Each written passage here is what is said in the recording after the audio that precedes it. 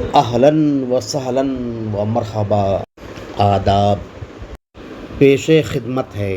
میراث میں آئی ہے انہیں مسند ارشاد، جاگوں کے تصرف میں عقابوں کے نشیمن۔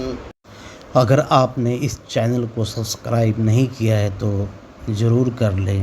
علامہ اقبال فرماتے ہیں کہ کچھ لوگ اپنی صلاحیتوں سے مرشد کے مقام پر فائز نہیں ہیں، بلکہ ان کو یہ مقام وراثت میں ملی ہے۔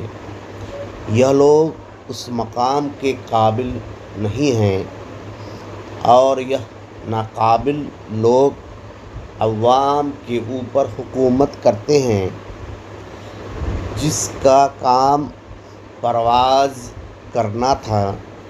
خدا حافظ۔